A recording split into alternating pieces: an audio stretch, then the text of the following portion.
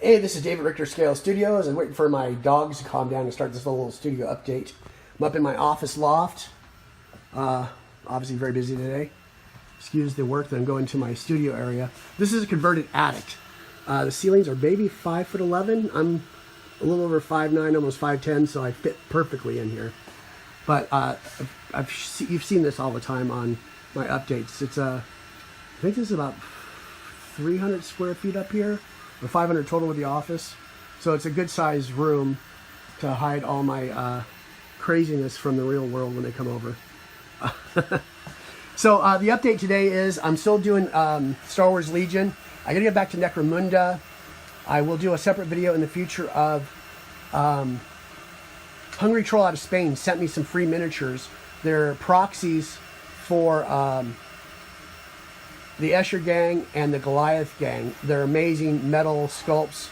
Much bigger, kind of like a Primaris Necromunda, if you wanted to say that. They're pretty huge. But I'll do a thing. I promised I'd put those together and get those on the terrain board and photographed and painted up. So right now, I just picked up a new model from Corvus Games Terrain. I believe they're out of England. So this was an STL file I bought. This is their Imperial office building. This is going to be a 31-hour print at a 0.2 detail, 10% infill. So I got it down from 35 to 31 just on that, going from 15 to 10%. So that'll be nice. This is from Andrew Askedal, the gentleman that created Warlayer 1 and 2 Kickstarters for the awesome train he's done. This is another one of his other things he does on Thingiverse. He's got some amazing things on there. Millennium Falcon. This is the Lamda class shuttle from Empire Strikes Back. I had to size it down to 75% to get it on my Prusa Mark III. And it is pushing the limits on it, obviously. It's going to be below size, but it'll still look epic on the table. There's Mr. Bader from Star Wars Legion. Still haven't got Prime on him yet, but he's on the MDF. I just got my second Legion box. Those are all going to be batch painted, all the pieces. I've discussed that in the last update. I got to do another one of these eventually, but my CR tent is still torn apart, going through upgrades, and it's just been me kind of just putting it off. This is from Tiny Machines 3D. This is a water-cut aluminum jet Y carriage sled. It's going to be less stress on the motors. It's very light, weighs less than a pound. Got to switch all that out. That shouldn't be too difficult. And then I'm still doing the fan switch out on this.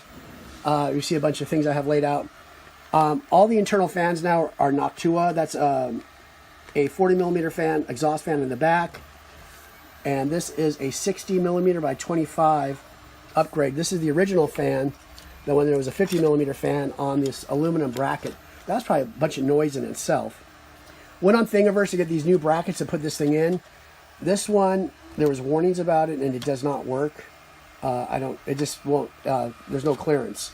And I know I upgraded this, but this is the same size as my old power supply. This is a Meanwell 30 amp. And then, I don't know if I've done a video on that. I upgraded my heat, but I have an AC Kinovo heat bed that's amazing. Gets this thing up to 105C in 2 minutes and 11 or 18 seconds. And so the fan's installed. I kind of did it ass backwards. I don't want to cannibalize all the wires I've been doing on other fans. So I got all this cut. I have the connectors ready to go. I even have the super duper crimper that works awesome. I bought this on Amazon. I'll put a link to this. If anyone wants to get on my associate to get one of these. They're not cheap. They are $35, but they are well worth it. When I switched out all the components on the head of my Creality CR10S, the fans, obviously I have NOCTUA, I have the I guess I call it turbo blower fan, and I have a modular thermistor now that's a screw-in, M3 screw-in thermistor, and then I made even the heater block completely modular too. It's working great, except I was doing all these upgrades to make it quieter. And I don't know if I've done videos on this thing. I've done a bunch of stuff on Facebook in the groups, but this has been modded out a little bit. Nothing to do with software or firmware, but there's new, I'm not going to go through all that. This is a separate thing. But I'll have this together soon, and hopefully I can do a slight, I think even I tried to slice it for the CR10, and it didn't fit this thing either. And this is 12 by 12 by 15. So we'll work on that again. And then what else am I doing? I got to do some painting videos. Oh, also, I'll do links to this Lamda shuttle. Like I said, 75%.